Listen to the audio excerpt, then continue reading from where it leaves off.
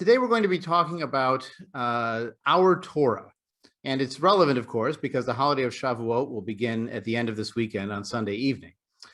Today we're going to be looking at the Torah through four different lenses: through the lens of myth, the lens of history, the lens of ethics, and the lens of literature. You know, we're experiencing a revolution in technology. Some of you may still remember there used to be something in libraries called a card catalog. And in a card catalog, there would be only one card that had the entire entry for the book, because the book physically could only be in one location. And if it was cross-listed somewhere else, you had a mini card that was barely filled in that said, see the other card somewhere else. Well, in the hyperlinked internet world, where something is doesn't matter anymore. It doesn't have to only be in one place. So we don't have to only think of the Torah as myth or only history or only ethics. It can be all of these simultaneously. But before we start, and I know Eva Goldfinger will be happy that I'm defining my terms at the beginning of the presentation, what does the word Torah mean? Well, the word Torah comes from the same root as the modern Hebrew word morah or moreh. It means teaching. A moreh or morah is a teacher, and so Torah means teaching. Sometimes it means law, as in a specific law. What is the Torah of leprosy or the Torah of cleansing a polluted vessel? It could also refer to the first 5 books of the Hebrew Bible, also known as the Sefer Torah Moshe, as it's referred to in the book of Nehemiah.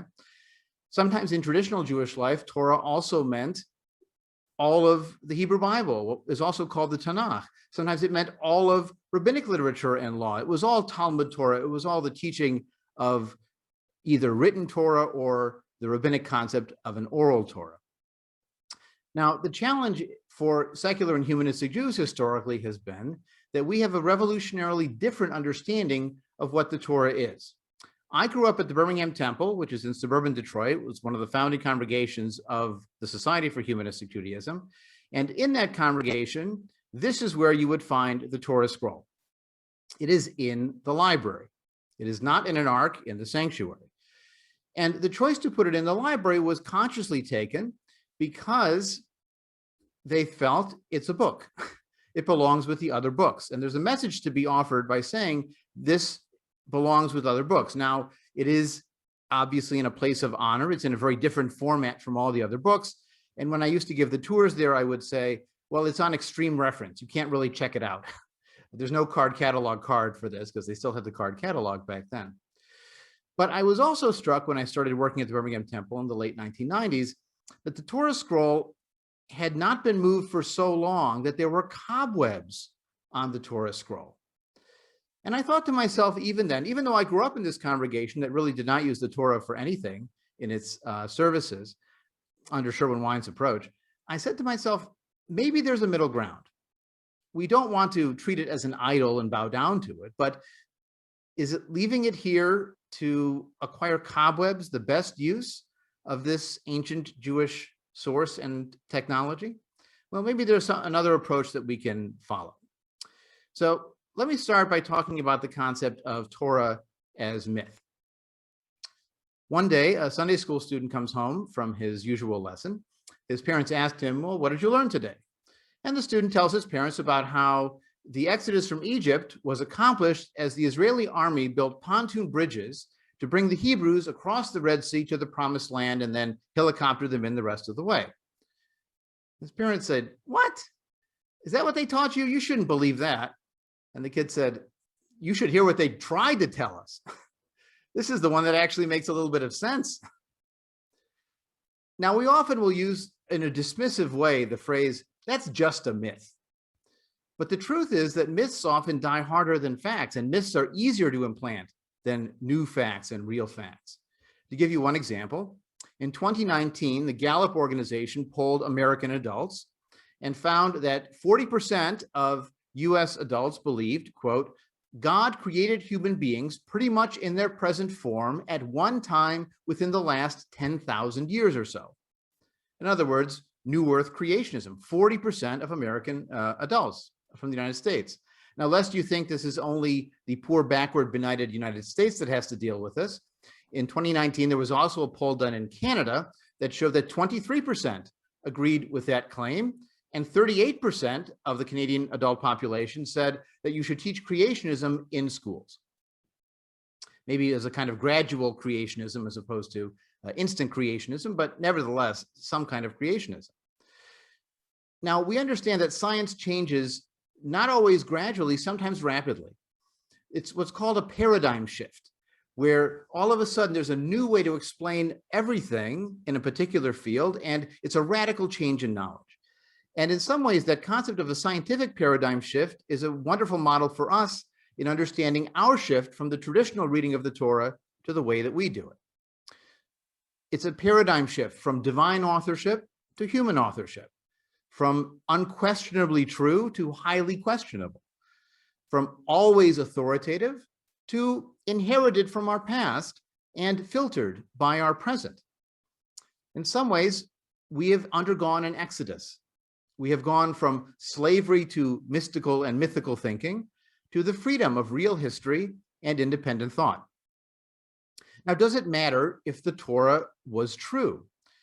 Well, there are those who would try to argue no. They just want to look at the text as received, or they think it's true on a spiritual plane, even if it's not factually true. These are attempts to try to preserve some kind of truth in the Torah and not want to confront the unpleasant truths of historical thinking. But for us, it is important. It does matter whether it was true or not. The world was not created in 6 days. We are not agnostic about that subject. Humanity evolved. It was not a divine ceramics project with clay formed and breath blown into it, as described in Genesis. There was no global flood under Noah. And there may have been a few Semitic slaves who escaped Egyptian slavery, but nothing like the Exodus story as described in either the Torah or in the Passover Haggadah for that matter, nor was there a national revelation on Mount Sinai that gave the Torah. In fact, the holiday of Shavuot originally was an agricultural harvest holiday, and the meaning of Zman Matan Torah, the time of the giving of the Torah, was a later meaning added onto it by rabbinic interpretation. We think that the truth is good for you, and it's a good habit to build, to deal with sometimes unpleasant truths about ourselves, about our relationships, about our own values and how we've lived up to them or failed to live up to them. Same goes true with our approach to the Torah. We also know that the truth of archaeology and the truth of critical study is out there. People will find it. We shouldn't lie to our children, and we shouldn't imagine they're never going to find conflicting data, because the conflicting data is there to be found.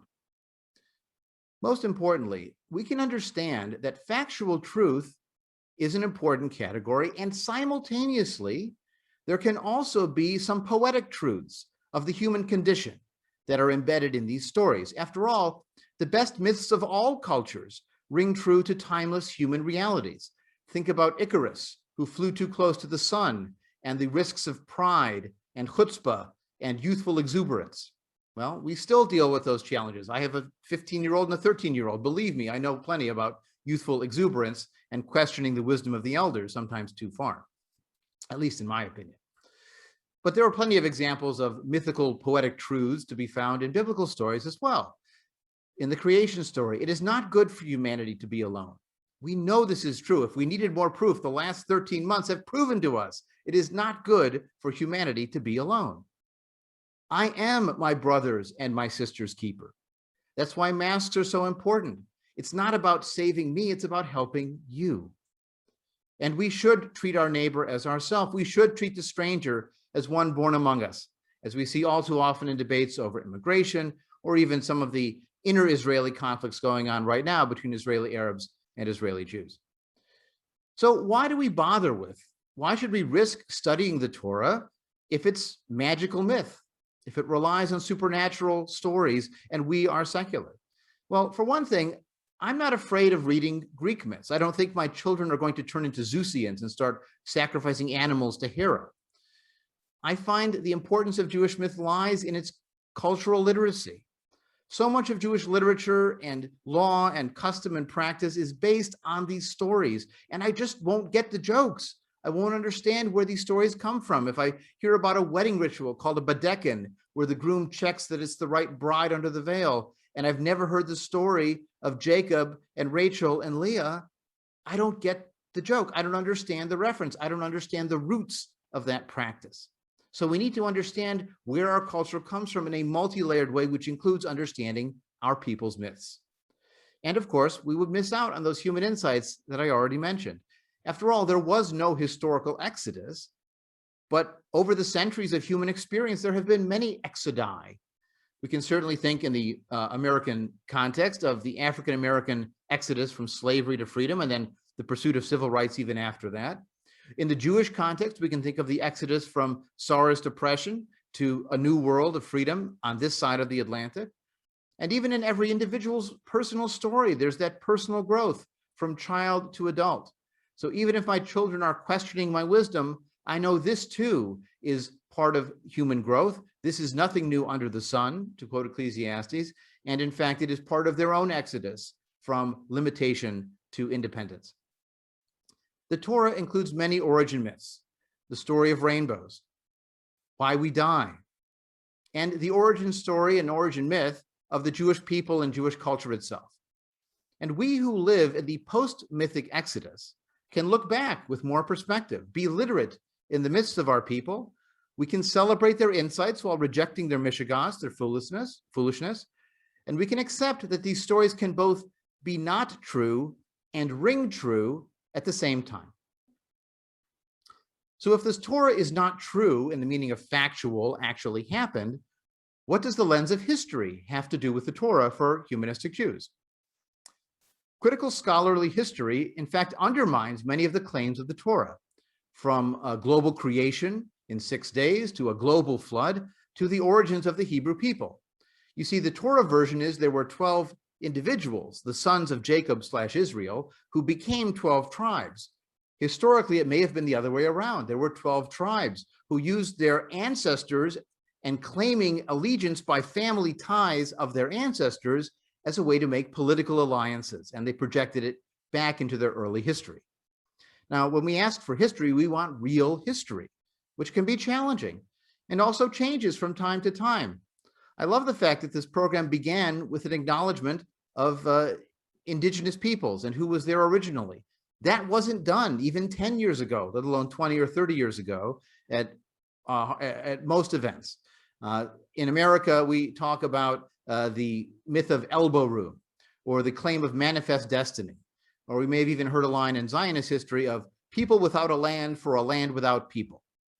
Well, we know that these were sayings at the time. They were a version of history, but in our own lifetimes, we've changed this story to more be accurate with our understanding of the facts. And the irony is the myths stay the same and history changes all the time. Now, the Torah claims to be a history of everything from the creation of the world to the creation of the Jewish people, but it's just not believable. There are all kinds of contradictions. For example, how many animals does Noah take on the ark? In chapter 6, he takes on 2 of every animal. In chapter 7, he takes on 7 pairs of the clean animals and 1 pair of the unclean animals. Does Moses see God face to face? Well, in some parts it says he saw God face to face. In other parts it says no one may look on my face and live, and God covers Moses so Moses can see his back. And in still other parts it says no one can see God's form and live. And yet Moses either saw his back or saw his face. There are anachronisms in the story. Abraham is described as from Ur of the Chaldeans, when the Chaldeans weren't in the region for another 1,000 years after Abraham supposedly lived. And then, of course, the physical evidence that we found in the ground, whether it has to do with human evolution or a global flood, or even when we've discovered the literatures and cultures of other peoples and kingdoms. There's a king of the Akkadians named Sargon, who is described as a child of a goddess and immortal, who is not able to stay with his goddess mother, and so he is put into a basket and set upon a river where he is found by a princess. If that story sounds familiar, then you have, congratulations, celebrated Passover or learned the Moses story once or twice. And the Sargon story was written centuries before the Moses story was. So that, again, undermines the Bible's claim to be original and unique when we find other cultures telling similar stories. And even within the Torah itself, there's a theological evolution. In the story of Noah, there are sons of God who have children with the daughters of men. And in the 10 Commandments, it says you're not allowed to have any other gods beside me. So there are other gods, maybe the ones that had sons, but they have to be in a secondary status. And God is a jealous God. but it doesn't make sense to be jealous if he's the only God. And yet by the end of the Torah, in Deuteronomy 32, it says explicitly, you will have no other gods. There are no other gods besides me. I am the only one. So which is it? Which is the theology of the Torah? You see, at best, the Torah is not a book with one author that provides blow-by-blow factual history. At best, it is historical fiction with some plausible details and context included and a lot of creative characters and imagined dialogue. You see, the key point here in understanding the Torah's relationship to history for us is that the Torah itself is the archaeological site. It is the tell. Tell, T-E-L, is an archaeological term for a mound with layers of civilization. So you dig down and you find something that was 500 years ago, and then something down another layer may have been 300 years before that, and then another layer down may have been 1,000 years before that. And by the time the next generation built on this site, they may not have known what was there before because it's been covered over by centuries of accumulated dust and debris. But the archaeologist digs down, uncovers layer after layer to find history before history before history. That's the Torah for us. The Torah itself is the tell that we get to excavate. We can ask questions that tradition didn't ask, like who wrote this passage, and when did they write it, and why did they write it? As just one example, Lot and his daughters survive the destruction of Sodom and Gomorrah. They flee to a cave overlooking the town, and there is no Lot's wife because she unfortunately looked back and was turned into a pillar of salt. You might guess an origin story for the Dead Sea and its salt accumulation there. In this cave, overlooking this wasted plain after the destruction of Sodom and Gomorrah, Lot and his daughters believe they're the only people left on the world. And so Lot's daughters get him drunk and sleep with him and then become pregnant.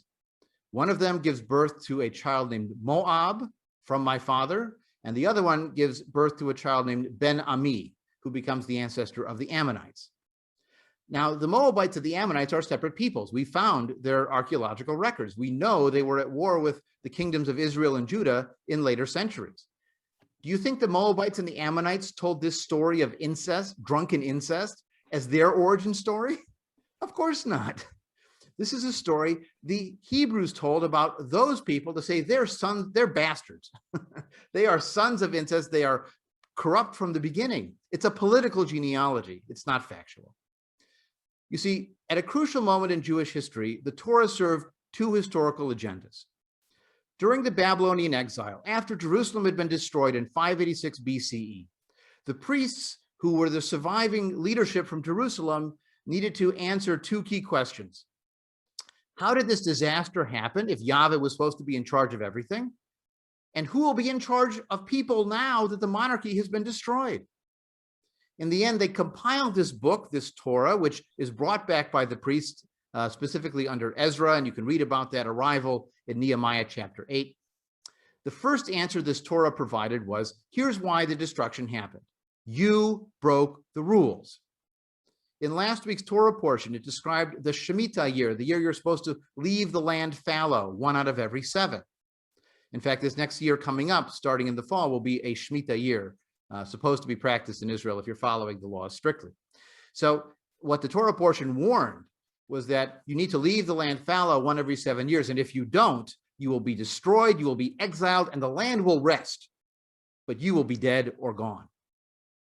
Now, that's a prophecy written after the exile, but projected back to explain why they were destroyed in exile, because they didn't follow the rules of Yahweh the way they should have. It's a post-dated prophecy pre-affirming or reaffirming the power of the Hebrew God Yahweh. And the answer to the second question of who's going to be in charge, well, there were two people who claimed to speak for this God. There were the priests who ran structured worship in the temple, but there were also people running around called prophets who claimed to have Yahweh's voice in their ears and coming out of their mouths. And here's how the priests turned their master stroke. They said, we don't need prophets anymore because we have a book written by the best prophet who ever lived. In fact, if any new prophet shows up, check his prophecy against the prophecy contained from the best prophet ever, and if it agrees, fine, and if not, forget it. And by the way, at the end of this book, Moses died, and no one knows where he's buried, so there's no shrine to go to try to talk to his ghost. And who's left in charge at the end of the book? Well, the prophets are done. The best prophet spoke, and he's gone. Who's left? Well, it's Moses' great nephew, Aaron's grandson, Zadok, and his line of priests who call themselves the Zadokite priests, ultimately called the Sadducees. And so the priests win, the prophets go bye-bye. Now, do you see how adding real history to these stories makes the Torah more interesting? Maybe our arc needs to be wider to include not just the Torah itself, but the history of how the Torah came to be. Now, I understand that in Japanese, there are two words for a different kind of problematic truth. You know, every language has their unique words, like in Yiddish, you have this concept of machatonim, who are the people you're related to because your kids married each other. We don't have that concept in English, like your in-laws. Well, in Japanese, there are two words for a problematic truth. One is the secret that everyone knows is false, but publicly affirms to be true. So there's a truth out there, everyone knows it's not true, but you have to say it publicly that it is. The other is a word for a truth that everyone says is false, but everyone secretly knows to be true. All of us know those examples of things that seem false but are true, and things that are true but have to be said are false. And this concept of different truths reminds me of what happens in Reform and conservative synagogues all over the Jewish world.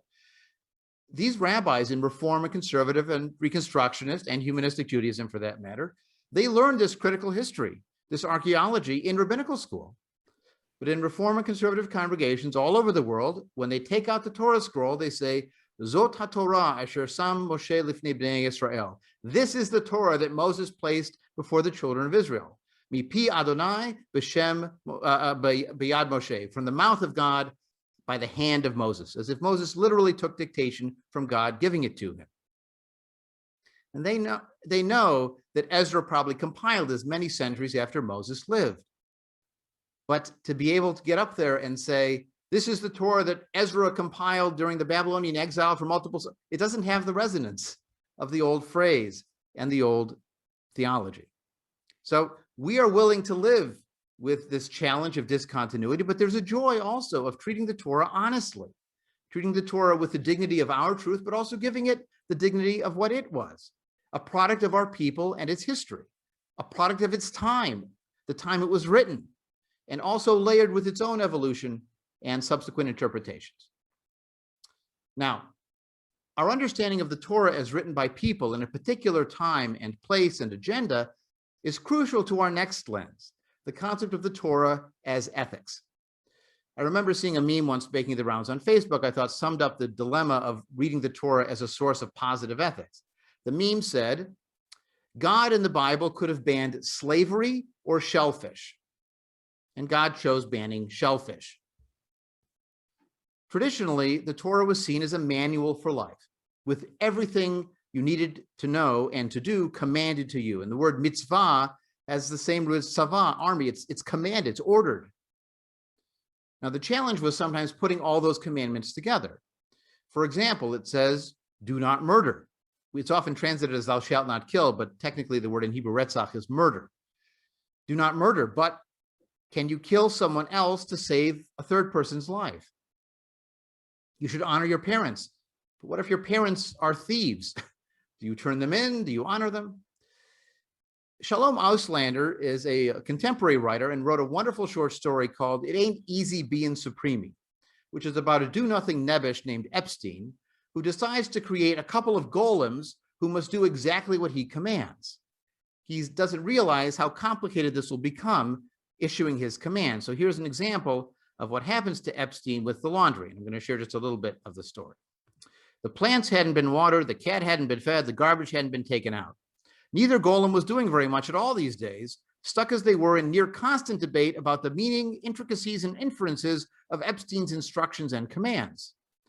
Epstein clearly said to separate whites and colors, said Golem 1. I don't disagree with that, said Golem 2. I disagree with how you interpret the word colors. You hold that any amount of color constitutes color, whereas I hold that it has to be a significant amount of color. The pile of soiled clothing at the center of the laundry room had already doubled in size. Dirty linens were piled high in the sink, underwear hung from every doorknob and light switch, and Epstein's mother's beige underwire bras were slung sloppily over the top of the laundry room door. But what is a significant amount of color? Asked Golem 1. Golem 2 cited Notebook 4, page 42 of Epstein's laws concerning the taking out of the garbage, wherein the garbage being significantly full meant that the lid could not be closed. According to Golem 2, significant therefore meant a majority of or a predominance of. Golem 1 argued that garbage was a different ruling entirely because it depended on the day of the week, that is, the time the garbage was picked up, not on an amount of garbage, as was the case issue in the case of the dirty laundry. Epstein separated the whites from the colors himself, filled the washing machine, slammed the door, and left. The golems fell to their knees and begged forgiveness. Behold, before you I am like a vessel filled with shame and humiliation. May it be your will, O Epstein, that I not sin again. Sound familiar? It's like Talmudic argument, right? Over how to do it and when to do it. Does this sound ethical? I mean, and the big picture, are commandments ethical? I mean, if someone commands you to do something and you do it, well, you're doing it because either the commander has authority over you, and so you trust the commander is going to tell you only the right things to do. You may decide, second reason is, well, the rules are right and it's good to follow rules, so I'm going to follow the rules no matter what the rules are because people should follow rules. Or third, perhaps you're afraid that there'll be a reward and punishment, just like the leaving the land fallow. If you do it, you'll be rewarded. If you break it, you'll be punished. And some of the imagery in that chapter is really powerful. God says, if you break this law, I will make the sky like brass and the ground like iron. No rain coming down, no water being absorbed, and you will never grow anything. So that's the reward and punishment model that would make you fulfill a commandment. But is that what we think of as when we think of ethical? You know, traditional Jewish ethics was the path. In fact, the word halacha comes from the word to walk, the path. By the way, the word sharia in Islamic practice is the same. Do not turn to the right or the left of the law I've given you. There are 613 commandments that cover everything. Unless you think those are all ethics, if you actually look up a list of the 613 commandments, you'll be shocked how many of them have to do with obscure rituals, purity laws, laws that only apply to the priests, or laws of animal sacrifices that are irrelevant to our sense of ethics today. In fact, one of the original rabbinic stories of how God gave the Torah to the Jewish people on the first Shavuot itself reflects this dilemma for us. The story is that God brought the Torah to all these other peoples, and the other people said, well, tell us what's in it, then we'll decide if we like it or not. And when he came to the Hebrew people, they were the only ones that said the right answer. And the right answer, according to this midrash, was na'aseh v'nishma. We will do and we will hear. In other words, we agree. Now tell us what's in it. No matter what it is, we'll do it. Do what you're told. Do it because I said so. Those are the rules.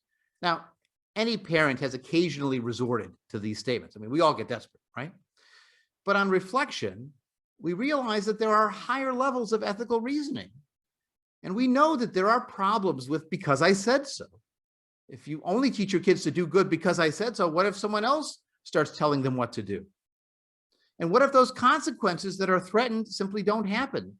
It's a famous story of a rabbi who lived around the year 130 of the Common Era named Elisha ben Avuya, who saw someone break the Torah's laws and get away with it, and someone else explicitly followed the Torah's laws and was bitten by a snake and died. And he said, what happened to the promise of long life in the Torah? And famously attributed to him is the saying, leit din v'leit dayan, there's no justice and there's no judge, because look, there were no consequences. If it's reward and punishment and they get away with it for the rest of their life, the system must not work. What if the command itself is unethical? And there are those in the Torah, wiping out the Canaanites, the banning of homosexuality, a double standard on slavery, also included in last week's Torah portion, that described how Hebrew slaves are freed every 7 years, just like the land is left fallow. But slaves taken from the non-Hebrew peoples among whom you live, those can be kept in perpetuity. They can even be passed down like property to one's descendants. Well, we decide our ethics not based on commander and not based on traditional sources. We base our ethics on the consequences of how it affects other people and how it affects ourselves. I mean, with this kind of system, is the Torah ethical at all? Well, it's a human product. It has, as Naomi Shemer once sung, the bitter and the sweet all in one. And there's plenty of examples of positive ethics to be found in the Torah too. There is concern for the lost property of other people. There is a desire to not oppress strangers because you know what it felt like to be a stranger. Even if that was the mythical experience of slavery, it still is part of your people's memory and a moral lesson to be drawn from it. There is caring for the widow and the orphan and the stranger by leaving the fields not gleaned. Don't go back and collect extra and leave the corners when you plow and turn the corner for them to gather their sustenance. In fact, allowing everyone, even your slaves and your animals, to rest on your day of rest on Shabbat. Judge impartially whether the plaintiff be rich or poor. Pay a worker their wages the same day so they are not beholden to you and are free to choose to return to work for you or to work somewhere else. Those are all wonderful values still relevant today. Now, it is not true that all of our values are to be found in the Torah. It is not true that all of the Torah's values are good. But it is true that many of the good values in the Torah are also our values. Now, why not just cut and paste like Thomas Jefferson's Bible? Well, we don't have to. First of all, sometimes we can interpret the laws. There's a famous law that describes how a stubborn and rebellious child should be put to death. And even the rabbis knew that would be the end of humanity, because at some point every child is stubborn and rebellious. And so they interpreted and put conditions on it until in the end, when the rabbi said there never was a stubborn and rebellious child, and there never will be by these conditions. So you can interpret the laws as one strategy. You can also be honest about the skeletons in our closet. The American Constitution to this day includes the offensive 3/5 clause that counted people in a condition of servitude as 3/5 of a person for apportionment of representatives and 0/5 of a vote in choosing those representatives. It's still there. It's been amended, but you still include it in the text so you know what was there before. Even if we reject some of those Torah ethics, we should keep them there to know they were there. They're part of the skeletons in our family closet. And most importantly, we can handle a complicated and mature relationship with our past. You know, when you're 5 years old, you think your parents know everything. When you're 15 years old, you've decided your parents know absolutely nothing. Maybe by the time you're 25, maybe 35, you realize that your parents knew some things and got other things wrong. They were people. And really, that should be our relationship with our people's creativity also.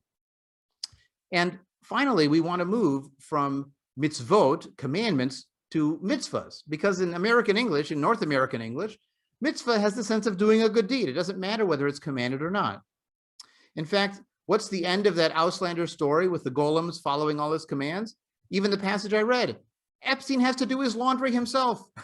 He has to separate the lights from the darks himself. He has to remove the stains through his own work and examination. And that's what we all have to do too. And for that matter, the Torah's God has some self-examination to do too. If you read what Yahweh does and says in the Torah stories, he clearly has anger management issues. For example, at one point, when the people have made this golden calf, he says to Moses, all right, I'm going to wipe them all out and start over with you. Do you see what your people have done? He says, it's like parents, you know what your son did today? God says, you know what your people have done? And Moses is calm and knows how to manipulate Yahweh psychologically. And so he says, no, they're your people, first of all. Secondly, well, you could wipe them out, but then what would all the neighboring people say? They'd think you were too weak to bring them into the land. And after all, you did promise their ancestors and you swore by your own name, so you'd be kind of a hypocrite. I mean, it's a brilliant example of psychological manipulation and anger management. Now, this would be a major theological problem if this Hebrew God Yahweh is all-knowing and an all-powerful creator and manager of the universe even today. But if God is a literary character like Hamlet or Zeus, then the story becomes more human. In fact, it's more interesting. This is our fourth lens to look at the Torah. Beyond myth, beyond history, beyond ethics, is to think of the Torah as literature, as stories written by people and reflecting the human experience. Now, we like the fact that the central symbol of Judaism is not a sword, it is a book. Now, we may be leery of that traditional Toralatry, as I call it, like idolatry of the Torah scroll. We tend not to dress it up, and we don't parade it, we don't kiss it, we don't read it over and over and over and over again as if nothing else is worth reading. In the two congregations I've served, both the Birmingham Temple in Michigan and Kol Hadash here in Chicago, they had different approaches to the Torah scroll. They had a Torah scroll, each of them. One put it in their library, as we saw at the beginning. And my current congregation does have an ark with a Torah scroll in it, but we also put other important Jewish books in the ark with the Torah. The message being our ark is wider than just the Torah. It can include more. In either case, it's based on the same fundamental belief that this is a book written by people, and that it's an important book worthy of being preserved in a traditional format of a scroll, not just in a codex volume. But in the end, it's not the only one that our people have written, and it is a human book. In fact, we are not just the people of the book, we are the people of the books. We didn't stop writing at the end of the Torah or even the end of the Hebrew Bible. And a library with just one book is really boring. Now, the Torah as literature is not perfect literature. I can imagine the editor's review when somebody submits the manuscript of the Torah. Here's the editor. You have some issues with consistency. Sometimes your Yahweh loves the Israelites and sometimes he hates them and they can't really stick to anything either. That whole Exodus sequence is way too deus ex machina and somewhat implausible. You need to cut down the sections on leprosy and impurity, those genealogies that go on for pages and don't go anywhere, and cut out all the repetitions. We get it. I'm a jealous God. Don't worship any other gods. Don't even look at any other gods, blah, blah, blah. The legal sections have some interesting potential, but they're way too pushy. How about 10 suggestions instead? And finally, ending with Moses' death is a real downer. Maybe he comes back for a surprise cameo in the sequel. Now, Genesis has some great stories, and the first 15 chapters of Exodus really click.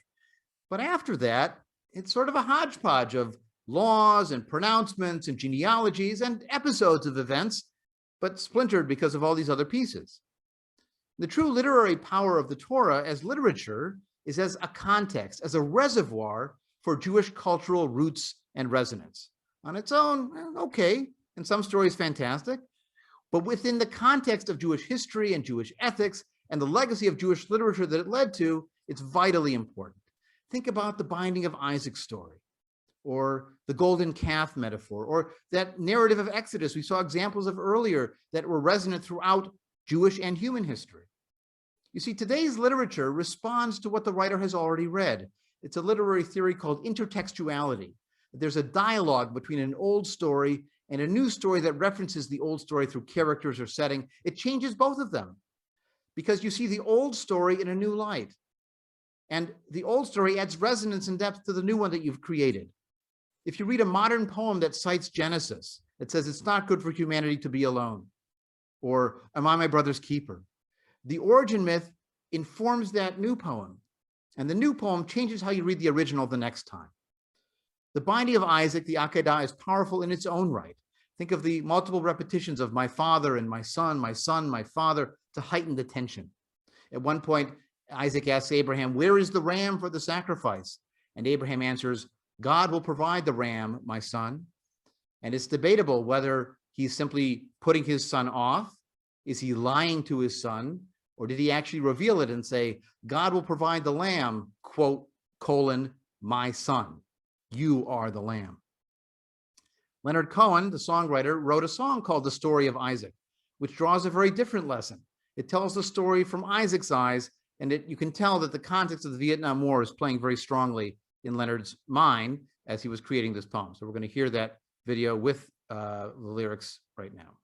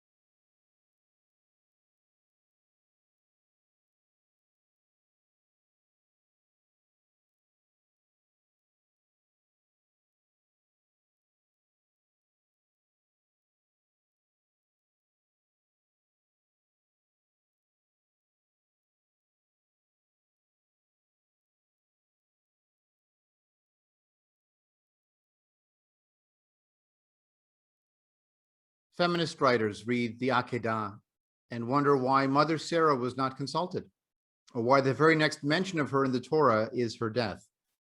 Holocaust survivors rewrite the story to say the father was killed and the son survived. Philosophers wonder if Abraham's obedience is truly a supreme virtue.